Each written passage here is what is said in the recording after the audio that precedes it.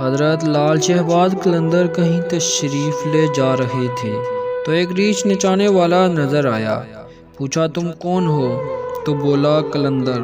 اس دور میں ریچھ نچانے والے کو بھی قلندر کہتے تھے۔ آپ بے اختیار مسکرا دیے۔ یہ بات اس ریچھ والے کو پسند نہیں آئی۔ کہنے لگا آپ کون ہیں؟ فرمایا میں بھی قلندر ہوں۔ کہنے لگا آپ کیسے قلندر ہیں؟ نہ آپ کے پاس ریچھ نہ ڈگڈگی، تو تماشا کیسے دکھائیں گے؟ فرمایا پہلے تم دکھاؤ پھر میں دکھاتا ہوں۔ ریچھ والے نے ڈگڈگی بجائی اور ریچھ کھڑا ہو کر ناچنے لگا۔ اس نے کہا اب آپ کی باری۔ حضرت لال شہباز قلندر دو درختوں کی ٹہنیوں پر کھڑے ہو گئے اور فرمایا نیچے سے گزر جاؤ، مگر یاد رکھنا آگے جانا مگر واپس کبھی مت آنا۔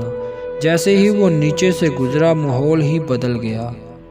نہ وہ سورج کی گرمی نہ گرد و غبار، جہاں تک نظر دیکھے خوبصورت پہاڑ، سبزہ وادیاں، نہ موسم گرم نہ ٹھنڈا۔ ابھی اسی سوچ میں ہی تھا کہ دیکھا ایک عظیم لشکر سپاہیوں کا گھوڑوں پر سوار تیزی سے اس کی طرف بڑھ رہا ہے۔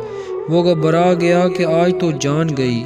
پاس پہنچ کر لشکر رکا اور سپہ سالار آگے بڑھا۔ اس سے پہلے وہ کچھ کہتا سپہ سالار بولا بادشاہ سلامت، آپ کہاں غائب ہو گئے تھے؟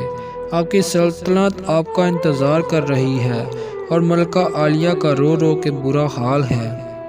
اب وہ حیران پریشان شاہی گھوڑے پر سوار ہو کر ساتھ چل دیا۔ جب محل پہنچا تو عظیم الشان عمارت دیکھ کر حیران۔ اندر داخل ہوا تو خوبصورت ملکہ گلا شکوہ کرتی لپٹ گئی۔ کہاں رہ گئے تھے آپ؟ سب بھول کر نہا دھو کے شاہی پوشاک پہن کر تخت پر بیٹھ گیا۔ سالوں گزر گئے، بچے ہوئے، پھر شہزادے بڑے ہو گئے، بڑھاپا آ گیا، جسم سے جان منہ سے ذائقہ چلا گیا۔ ایک دن اپنی سلطنت میں دریا کے کنارے بیٹھے خیال آیا کہ آخر ہوا کیا تھا۔ اسی جستجو میں وہیں پہنچا جہاں پر لشکر تھا تو دیکھا وہ درخت اب بھی موجود ہے۔ سوچا چلو دیکھتے ہیں کیا، اور درخت کے بیچ سے گزرا۔ ماحول بدل گیا، وہی وقت وہی مقام۔ سامنے اس کا ریچھ اور ڈگڈگی پڑی ہے، وہی گرمی وہی گرد و غبار۔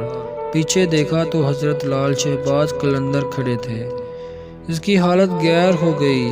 بولا جناب میری سلطنت، میری ملکہ، میرے شہزادے۔ تو آپ نے فرمایا سب تماشا۔